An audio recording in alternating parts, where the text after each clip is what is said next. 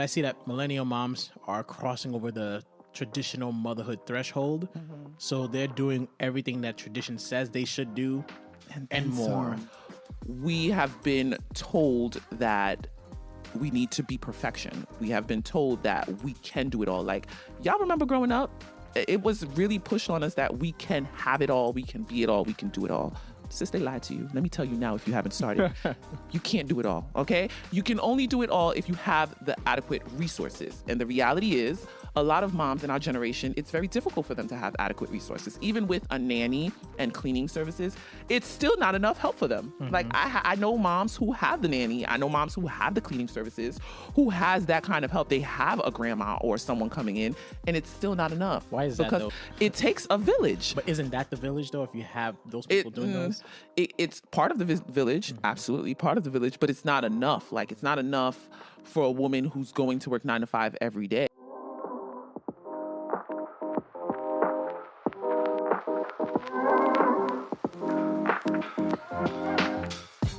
Welcome to the NOIRPOISED podcast, where wisdom is power is more than just a motto. It's our way of life. Welcome back and happy Mother's Day. Happy Mother's Day. To the wonderful mamas out there who are fighting for their life, trying to make it every day to give these kids a happy childhood. Shout out to you, sis, because I know you working. I know you are. So this episode is scheduled to come out either the week before or the week after. So if Mother's Day is coming up, we wish you a happy Mother's Day, and we hope you spend it with the ones that you love. And if you have a mama, give her a call, go see her, send her some flowers, get a massage, give her some wine, give her a gift, give her a hug, give her a kiss. But shout out to the mamas for real, because now that I'm a mom of two. I mean, I've always been obsessed with my mom in my younger years. I think it's transition as, you know, you become a woman and your dynamic changes, but I still love that girl to death.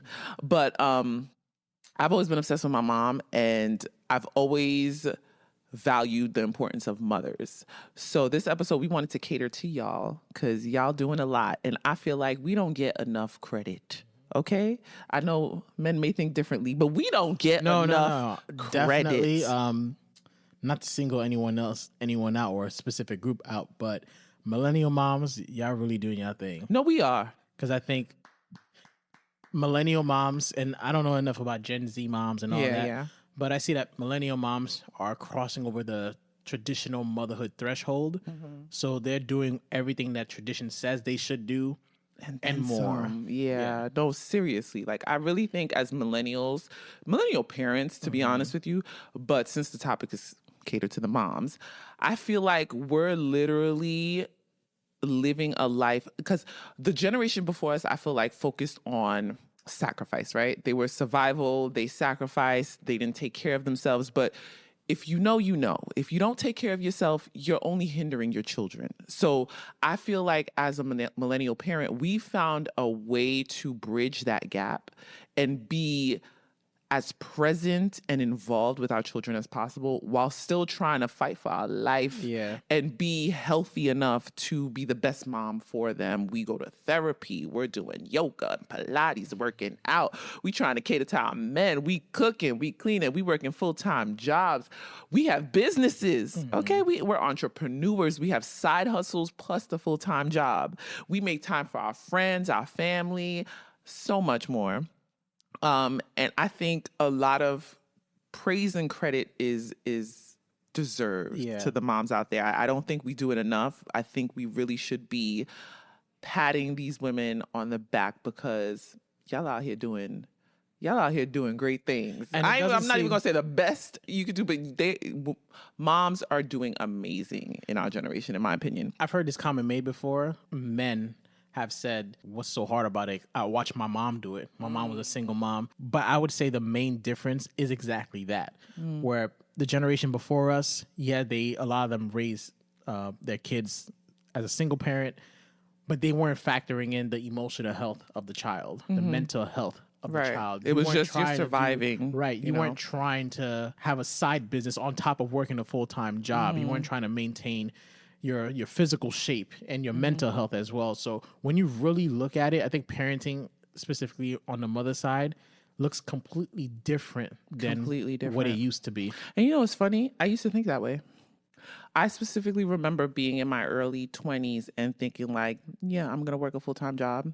Yeah, I'm going to have my passion and goals and things I'm going to do. Yeah, I'm going to be with my kids 24/7. Yeah, it's going to happen. How?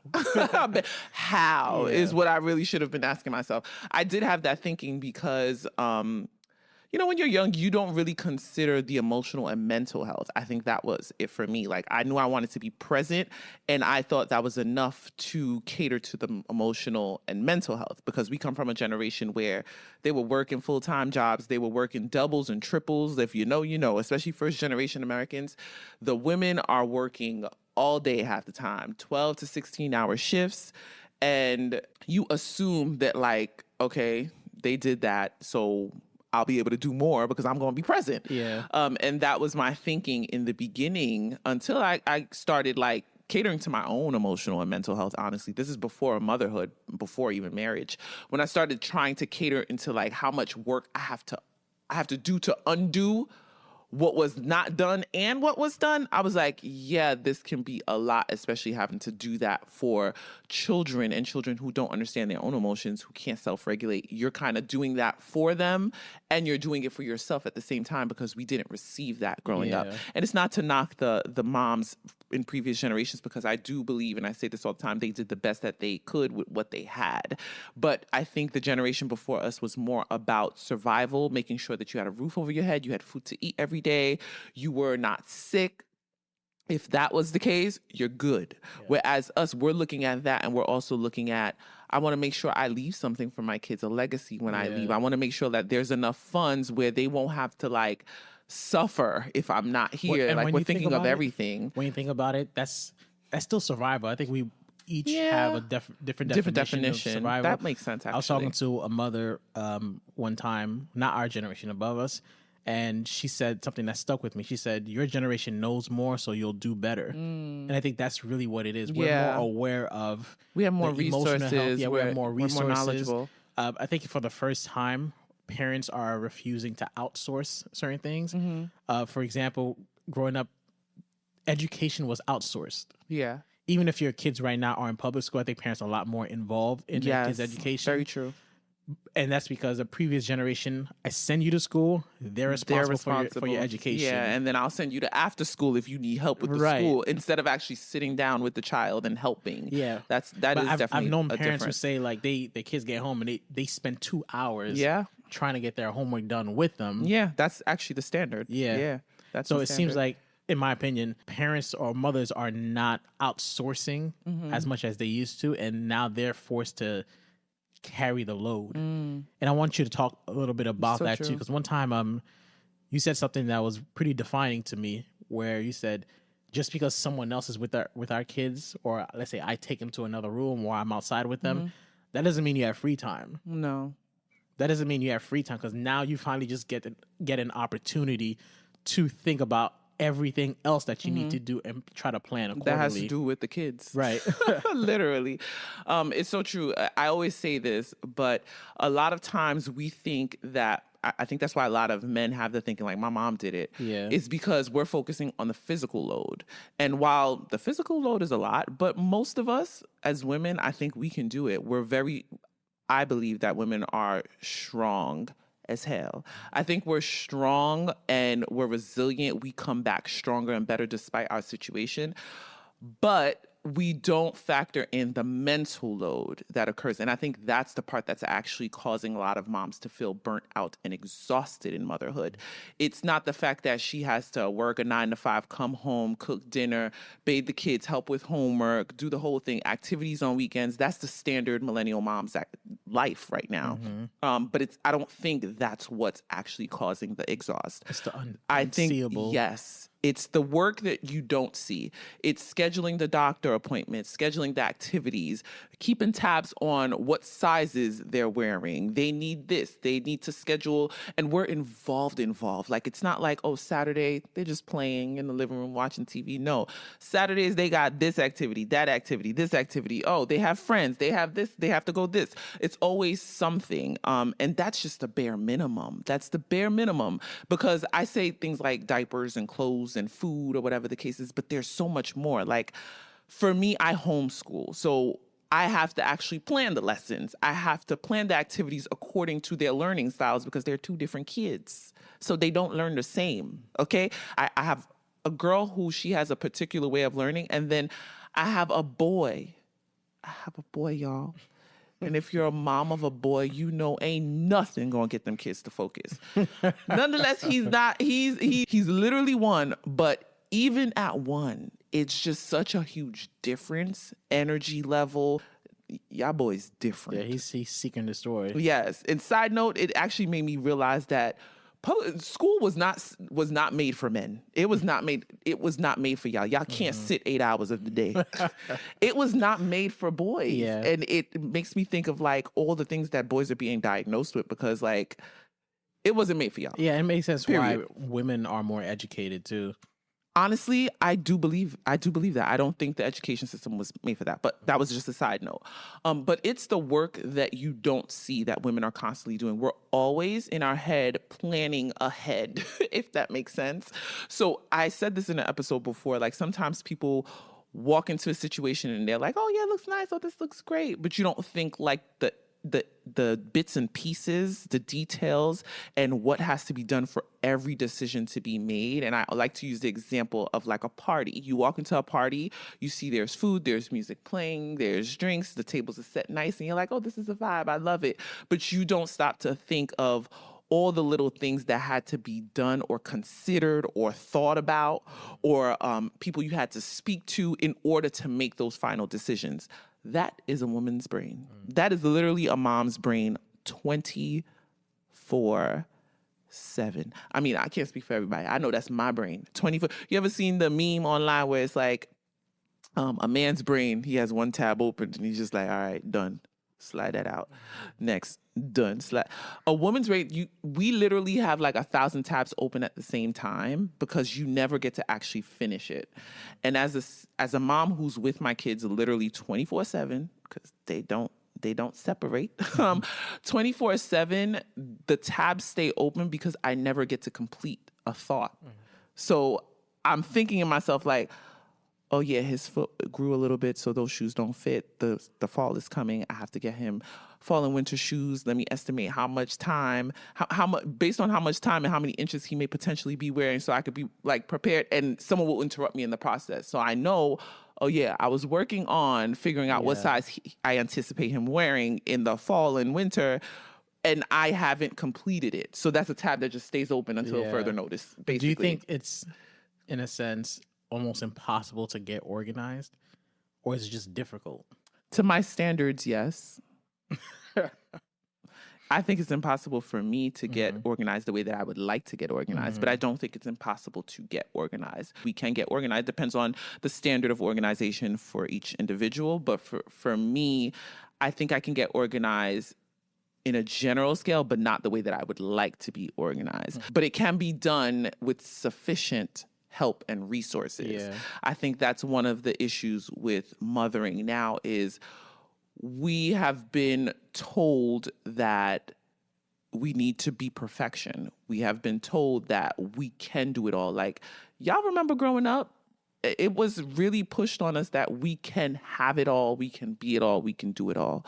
Sis, they lied to you. Let me tell you now, if you haven't started, you can't do it all, okay? You can only do it all if you have the adequate resources. And the reality is, a lot of moms in our generation, it's very difficult for them to have adequate resources. Even with a nanny and cleaning services, it's still not enough help for them. Like, I know moms who have the nanny. I know moms who have the cleaning services, who has that kind of help. They have a grandma or someone coming in, and it's still not enough. Why is that, though? Because it takes a village. But isn't that the village, though, if you have those people doing those?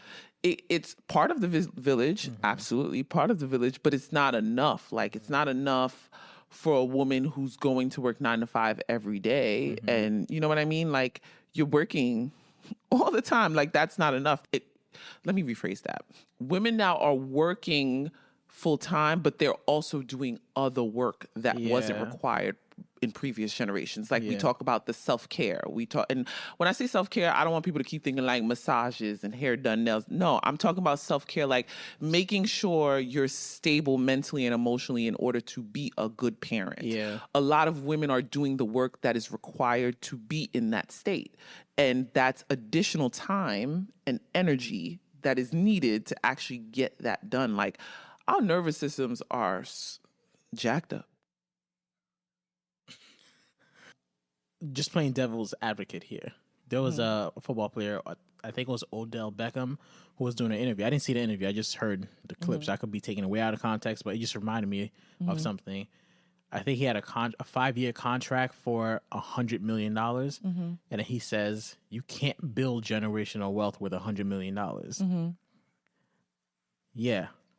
I'm going to give him the benefit of the doubt. Maybe he knows something we don't know. Maybe he does. Because when you think about someone like a celebrity like Mariah Carey specifically, who she said, or they said she can't just go outside because anytime she steps outside, it's like problem. $500,000, Yeah, you know, because of security. So maybe that's what he means. Like maybe people look at him like, oh, you got $100 million in the bank, but he's like, yeah, maybe I can't just go out in public places.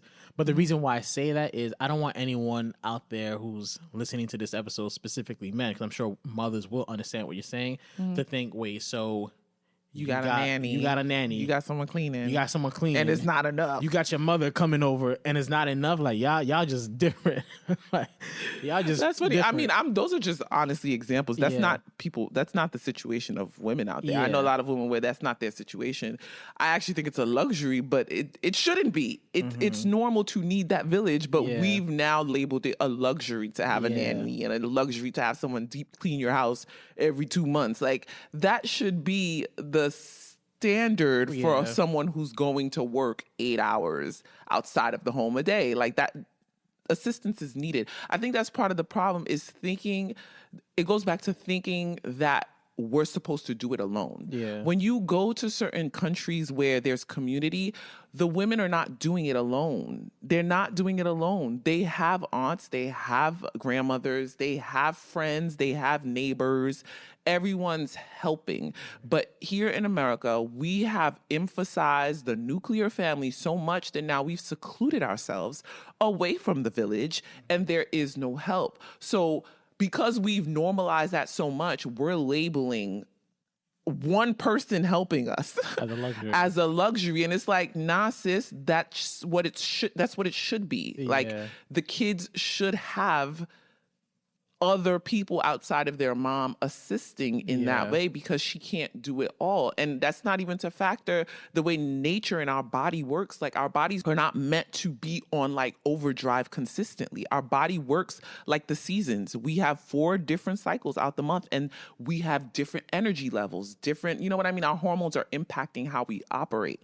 So because we've normalized that way of thinking, we look at nannies and cleaning services as luxury. But if we're really honest, you go back to countries in Africa, or if you even go, you hear stories of our parents. Let's talk about how you hear the women in my family talk about like when they were back home. Yeah. They had, we call them nannies here, but they had someone working in the kitchen. They had someone working with the kids. They had someone working with cleaning. They had someone tending the animals in the yard. They had multiple people working with them. And that's in Haiti. Okay, so can you imagine we've literally just normalized the idea of doing things on our own so much that now what's normal is considered luxury. Yeah. It's not a luxury. Help is needed. Yeah, and I think like you said in the beginning, it's the emotional difference between generations that's really That part taking a too. toll Yeah. on mothers now. As one of my old bosses, when I was telling her about my kids, she made a comment that I didn't push back on because, just to keep it professional. But I wanted to say, man, it's different now because she said it was so helpful to have people her age with children around the same age as her children because they'll just get together. And then you just know the kids are together and you could do whatever it is you want to do. Before, I would just look at that statement like, yeah, it's true. Just put the kids somewhere. You got the TV in the background, got music in the background. Just let the kids be kids. But now that I'm a parent, I recall one time when we had people over, and we didn't say the fathers because the fathers Everyone were watching just knew the kids. what's up. everyone just knew what's up, and we would rotate without communication. We would just take turns rotating, literally being with the kids. Like, are you watching them now? Yeah, they're playing with the water. I'm like, don't do that. Like, we're a lot more involved, and I don't think non-parents, and bringing it back to the fathers or the men, I don't think men think that when your body's tired, you go to sleep, you get the rest. But when your mind is tired, when your spirit is tired, it's not just about I'm going to lay down. Yeah, and, it doesn't do anything. You can't lay down. Let's just start with that. Right, you can't lay down. You can't. No, I'm genuinely saying, like, even if you did lay down, because your mind is racing, because your nervous system is still like doing, you're not resting. Yeah, you're not resting. Like, I could literally not sleep for 24 hours, and I will go lay down and I won't fall asleep right away. And I'm like, yo, what's up with that? Because if my body's tired, it's like, go to sleep. You ever looked at a baby where you're just like, you're tired, just sleep, man. Like, I'm trying to help you go to sleep. I think as moms, we're like that sometimes. We're like, we're so, how do I say it? Our bodies are literally unable to rest because we're constantly on overdrive, constantly working, constantly thinking, and our nervous systems, like, it's just, Yeah, that was something that was definitely striking to me going into parenthood. I didn't think about the mental toll or the emotional toll. You know, naturally, again, I was one of those men at one point that just thought, okay, I've seen my mom do it, so I know what it takes. And one time I questioned my mom about was she ever worried about us going to public school. This was after the homeschool video. And she said at first with my older brother, she was a little nervous, but after a while went away. But with my sister and I, she wasn't nervous at all. And it just reminded me that our generation, we're more aware of the fears. Yeah. So we pinpoint the fears a lot. I think it's because we know too much. Yeah. Like, their generation, things weren't publicized as much. It was like you watch the news, and the news was where you got your information. We have so much information at our fingertips. Yeah. We can know what's happening in Idaho right now. And you don't have to be there. Even if it's not on the news, you have the ability to know what's happening. So I think because we're so aware of what's out there, it creates anxiety in us. And I don't even think it's a bad thing to have that anxiety, if I'm honest with you. I'm starting to really accept that. But I think it's just the fact that I don't think we're meant to be so far from our children for so long. I think it's innate for us to want to know that they're safe. I don't think there's anything wrong with that. But I think what's happening in society is they're shifting our minds to think that it's abnormal, when in reality it's like, no, you probably should know where your 4-year-old is. That's normal to feel a little worried if you don't have your 4-year-old near you. Now, that doesn't mean it stops you from living, but you're constantly thinking about them. I think that's normal. Yeah, and not just that too, but anxiety, things like anxiety and fear, they self-build, meaning if you have a fear right now, there doesn't need to be any external motivation to increase your fear. It just keeps building. Because this time, I thought it was just me, and then you said it, and then I saw someone made a short about this.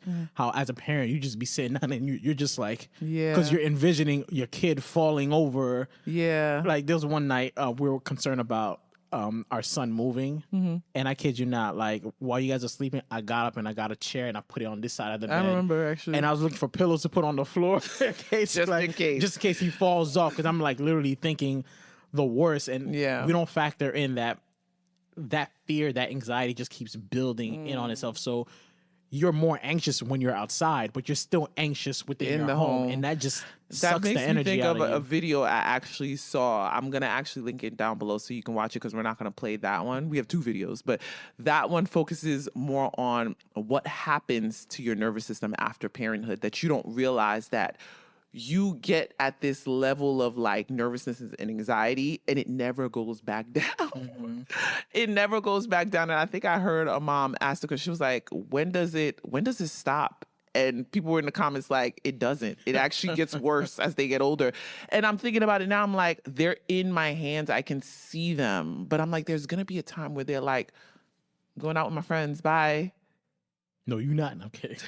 Like, my heart is beating now just thinking about it, because I know what's out there in the world. I know what they can be like. what they can run into, God forbid. And it just creates this like, Lord. Anyways, so there's another video that a friend of mine sent me that really aligns with this episode. Shout out to you, Ish, because Ish stay me sending sis the video. So I'm gonna shout you out, girl.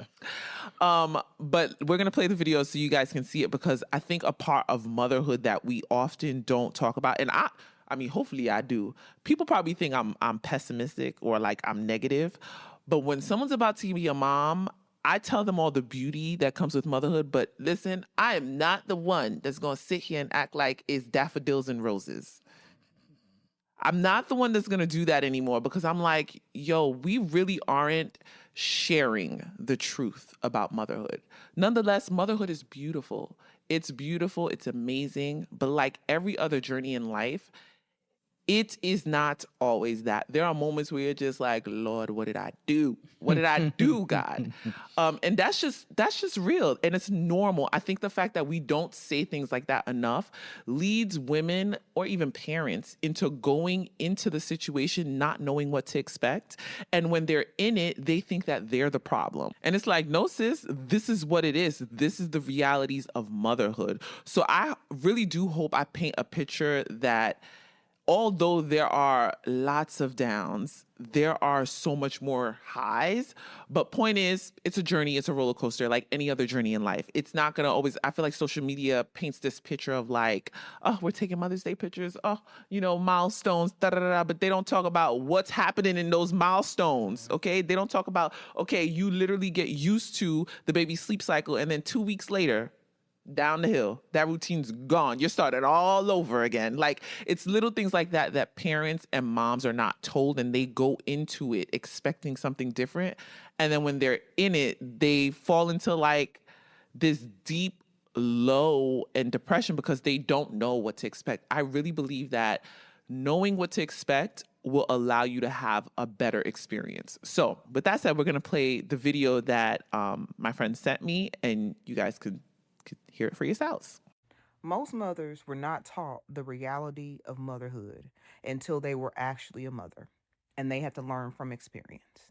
We got to understand that this internet that we see right now and how people are so freely talking about motherhood and their experiences, and you can discern what you want and you don't want. Just 10 short years ago, all of this did not exist. Right? There was no timeline where you were seeing the suffering of mothers. There was Instagram, and there was pressure to put up a facade around what life was really like. Let's get into it. So I made a video asking mothers, were you not told about the sacrifices of motherhood before you became a mother? And most people said that they were not. And when I thought about it, I had to realize that I was not either. Why? Because people are afraid to talk about the pain of motherhood. Because as soon as you talk about the pain of motherhood, people begin to question your dedication to it. They begin to question your well being, the kids' well being. And when you know as a mother how much pride that goes into caring for your children, you don't want anything or anybody questioning your dedication or love, even your children. So you shut up. And in shutting up, a lot of us had a false perception of what the realities of motherhood really came with. If you grew up with a single mother, you probably thought that if you were married, the shit would go different. So then when you get married and you realize you still a single mother, that's hard. If you get divorced and that man go off and do whatever the hell he gonna do or make a whole nother family or whatever, that's hard. When your child comes out and they are dealing with learning disabilities or setbacks in other areas, that is hard. When you have a child and community disappears, the same community that said, oh, just bring your kid with you, when they're gone, you have to deal with that. Because most of the mothers I know, unfortunately, are mourning two things: the life they had and the life they have. Because they realize that the life they have was not what they were signing up for when they said, yes, I'm going to have these children. And in some cases, it is strictly, hey, you were being ignorant and you didn't look at the realities. And in other cases, life happened. And I'm not talking about the child free people, I'm talking to the mothers. because this is our reality. We need to leave the childless people alone. This ain't got nothing to do with them. It ain't got nothing to do with them, and everything to do with the fact that you're mourning the life that you wish that you had or could go back to. Okay, we get the point, girl. We get it, girl. What she's saying is very, very real. Nonetheless, I always say this to you. I'm like, I love being a mom. That's why I'm like, listen, I don't mind being with them all the time. But there are times where you're just like, I wish I knew this is some of the emotions and the mental toll that it would take on me. And I think a lot of women experience the same thing, but no one wants to say it out loud. I think y'all fathers experience it too, honestly. I think parents these days experience it because we had a whole different version. Well, we had a whole different understanding of what parenting is because the way we're parenting now is not what we saw. Like, if we're completely honest. I mean, nonetheless, some people, maybe that's the case, but I think for the most part, if we take the average, the way we're choosing to parent our children is not what we saw. We went to school all day, we came home, we did our homework, we watched TV, we went to bed. Maybe you got dropped off at an aunt's house, a cousin's house, or all of y'all were in the yard playing. That was basically it. Mom and dad went to work, came home, that was it. We're now parents that are, and this was an analogy I heard someone say in another video, which I think is true. We come from being bedroom kids, and now we're raising living room kids. What does that mean? So bedroom kids meaning like our generation, for the most part, if you had a room, everyone was in their room doing their own thing or like in their room playing with their toys, right? Whereas now we're raising living room kids where they don't go to their bedroom unless they're going to sleep. I mean, that's how it is in our household. Everyone is in the same room all day long. So the chaos and the noise and all of that madness is in the space that we were not allowed to be in when we were kids. Like, that's what I mean. Like, it was like, go outside or go where there's a specific place to play. Now we're raising children where they are where we are. They are Ruth. Okay? They are literally following. I go where you go. Where my mother and father goes, I go. They follow us everywhere. I could literally be in the kitchen cooking, and what will happen? All the toys just start transitioning into the kitchen. The video that I saw basically mentioned that, and I'm like, yo, even that, we don't realize how much it's doing to us internally because it's not our norm. Like, to us, we're like, we're not used to this.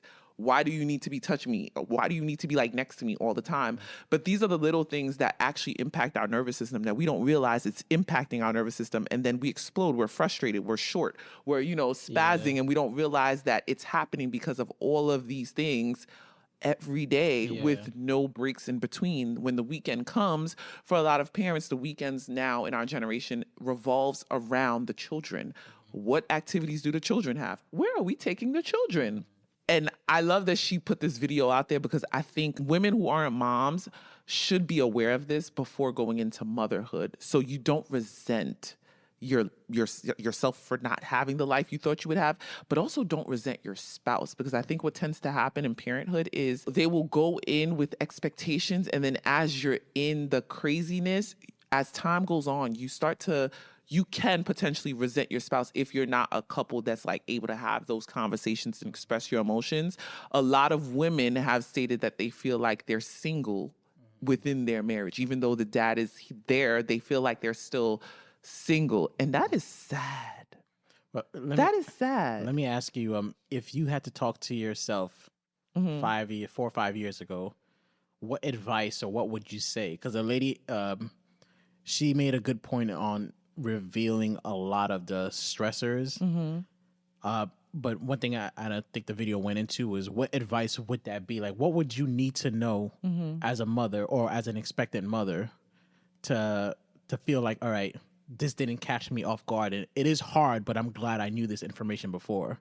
Can we be honest? And okay, again, this is my opinion. But I think most women, I know actually most women feel this because when I mention it, the moms agree with me, but they're never the first ones to say it out loud, unless it's like my tight-knit friends. But there are more hard moments than easy ones. I think that's the misconception that I didn't understand going in. I always knew I wanted to be a mom. I've always loved kids. I had little cousins and goddaughters around regularly. I've babysat for summer, so I've always been around children. But there's a difference when it's your child in your home 24/7, not for the week, not for 2 weeks, not for the night, but all the time. You don't see the break coming. You get what I'm saying? So there are no breaks ever. I know it sounds crazy, but there really aren't breaks. But nonetheless, there are some women who can create that. And I think that's what's beautiful about our generation of moms is we're trying our best to still find time to do the self-care so we don't feel that way. But the reality is there are more harder moments than there are easy ones. It's just that the beautiful moments are so beautiful that they make up for everything else. But the reality is the chaos makes the larger percentage of motherhood. That is something I think women should know going in. It's not daffodils and roses. The love you feel, oh my God, unexplainable. Like when you're having those good moments, it's so amazing that like it fills all those other spots. But there are more tedious little moments of difficulty than there is of, of, I don't know what word to use, but I get what I'm trying to say. So that's just the truth. Like we know a lot of new parents now, like, cause our generation, like a lot of people are starting, we're in our mid-30s. So a lot of people are having children now.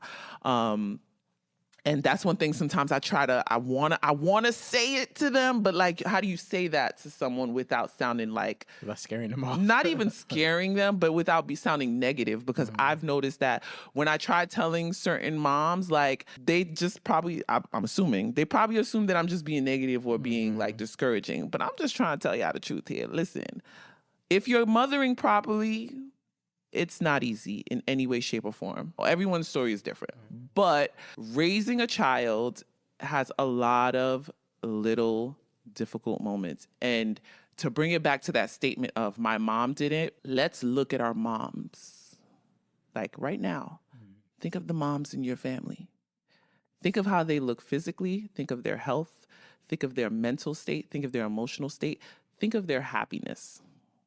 And I promise you, there are probably more on the negative side than there is on the positive side. A lot of them neglected themselves. A lot of their healths are not in shape. A lot of them hide the feelings that they've neglected for years behind a smile. So that's the realities if you don't do the work to take care of yourself through the process. So I think if that's told to women, you would go in it with that understanding and you would probably prepare mentally and emotionally to find a way to take care of yourself through the process. Because the reality is, as much as like we talk about the previous generation, sacrifice, it affected us. Because guess who's taking care of them now?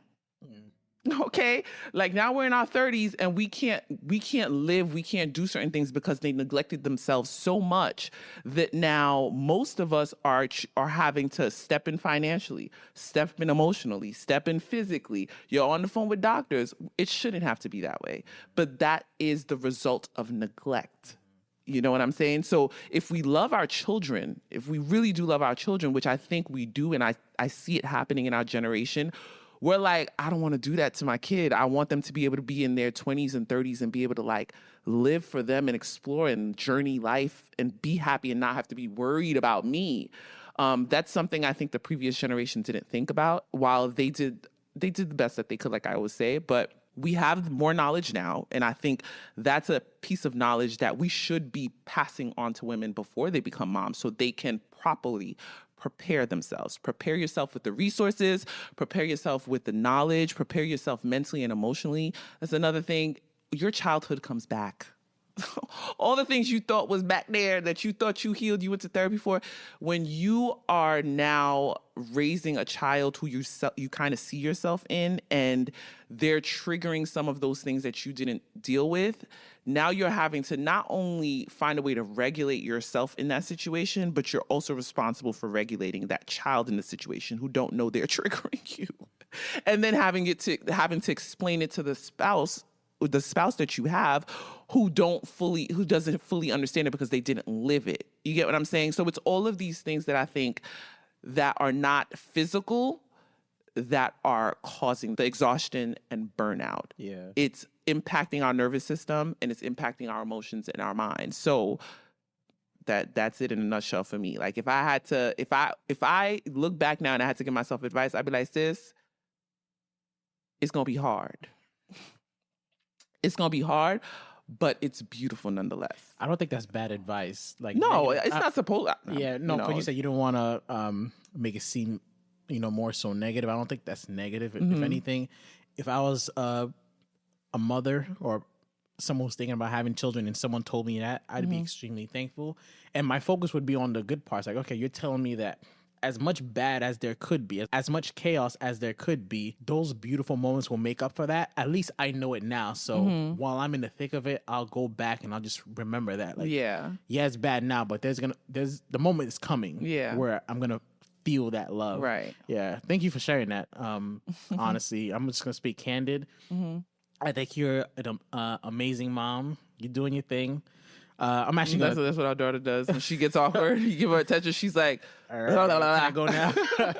Like, don't make it awkward. Yeah, and as a man, just speaking to all the men out there, it's great to hear this. And I would encourage women or whoever's listening to this to send it to a man, actually, because I don't think we think about the emotional part.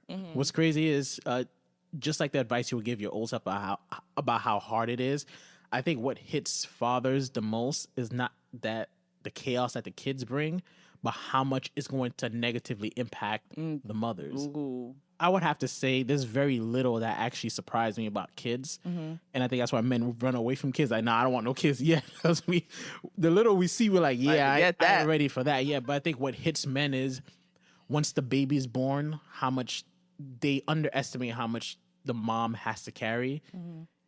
And that's the shock for them. That's the tough part for them. So I'm thankful for this conversation, even though we had this in the past and stuff. I'm thankful for this conversation that is going out because more men need to hear the mental, emotional load that motherhood plays. And just because you're doing the dishes, just because you cook once or twice, or you're cleaning up, or you're taking the kids away, that doesn't alleviate the mental load. And as a man, I think it is our responsibilities to help alleviate that role. And we have the power, we have the authority, we have the knowledge. We just didn't have the awareness. So hopefully this brings the awareness. I love that. That's a perfect close. Happy Mother's Day to the wonderful moms. And we're out. Thank you for spending your time with us. We hope you gained some knowledge today that'll promote poise in your life. We have new episodes uploaded every Thursday right here, same place, same time. Until next time, you can follow us on Instagram at NOIRPOISED Podcast to stay connected. That's NOIRPOISED Podcast. We'd love to hear your feedback. And remember, your wisdom is power.